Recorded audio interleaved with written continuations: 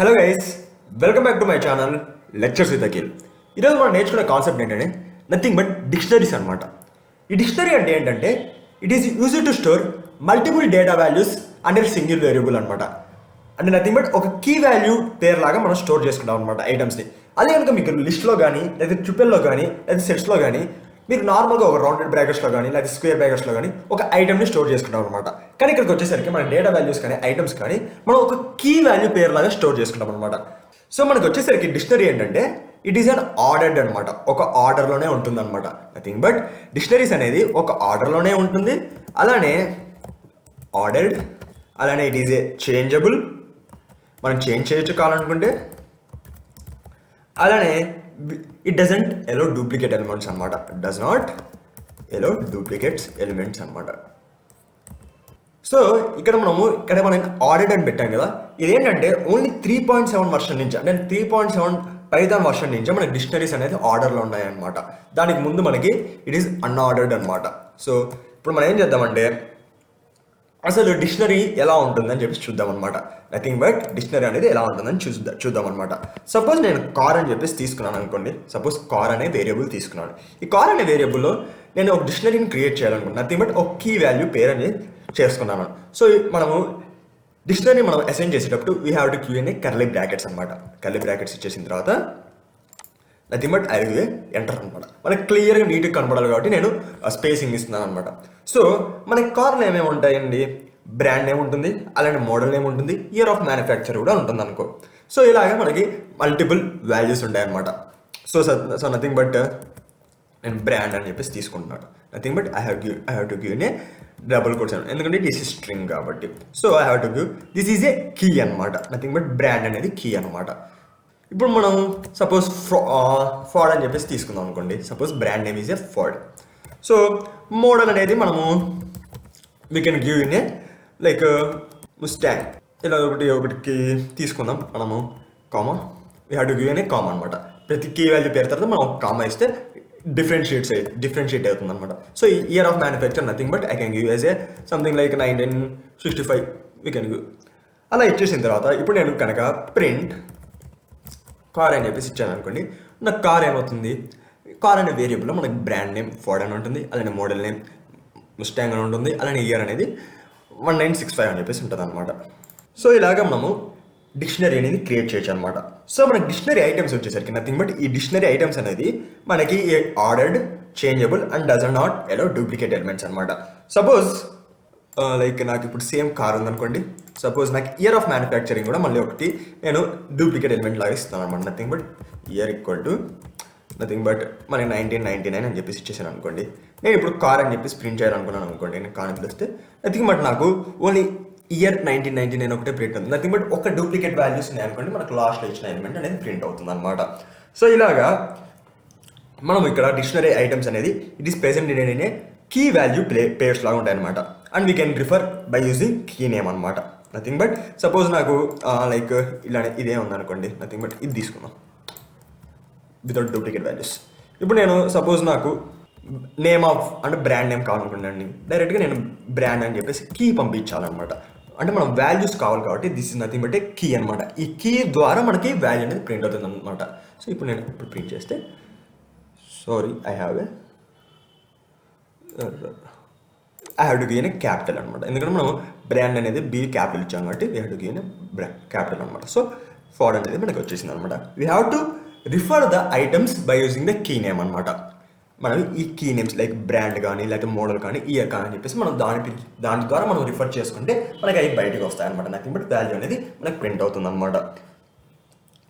So అలానే మనకు తెలిసిందే we can change the elements in the dictionary, అలానే డూప్లికేట్స్ ఆర్ నాట్ అలౌడ్ అని చెప్పేసి చెప్పాను. అలానే ఇట్ ఈస్ ఇన్ ఆర్డర్డ్ అనమాట. మీరు గమనిస్తే మనకు ఒక ఆర్డర్లో ప్రింట్ అవుతుంది అనమాట. నథింగ్ బట్ బ్రాండ్, మనం ఫస్ట్ బ్రాండ్ ఇచ్చాం కాబట్టి మనకు బ్రాండ్ ప్రింట్ అయింది, ఫస్ట్ తర్వాత మోడల్ ఇచ్చాం కాబట్టి మోడలే ప్రింట్ అయింది, తర్వాత ఇయర్ ఇచ్చాం కాబట్టి ఇయర్ లాగానే ప్రింట్ అయింది అనమాట.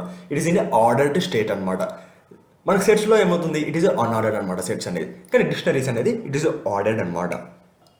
అలానే we can change the items అనమాట లైక్ బై చాలా దాని గురించి కూడా మనం తర్వాత ఫర్దర్ పార్ట్ ఆఫ్ ఇది వీడియోలో చెప్పుకుందాం, లేకపోతే నెక్స్ట్ ఇంకో వీడియో లాగానైనా చేసి నేను మళ్ళీ how to add the items, how to change the items ఇట్లాంటివి కూడా మనం చెప్దాం అనమాట.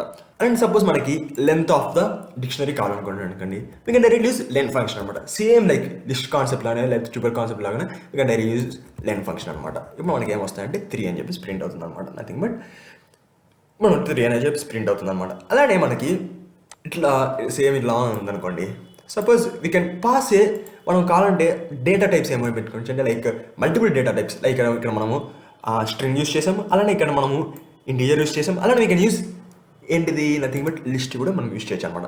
మనకి కార్లో డిఫరెంట్ కలర్స్ ఉంటాయి, లైక్ రెడ్ ఉంటుంది, బ్లూ ఉంటుంది, వైలెట్ ఉంటుంది. అలానే we can directly use like colour అని చెప్పేసి ఇచ్చేసిన తర్వాత కలర్స్ చేసిన తర్వాత we can give like list pass చేస్తున్నాం కాబట్టి we have to gain square brackets అనమాట. స్క్వేర్ బ్రాకెట్స్లో మనం we have to gain strings కాబట్టి we have to gain double quotes అనమాట. Nothing but red, blue, black అని చెప్పేసి ఇచ్చేసాం అనుకోండి.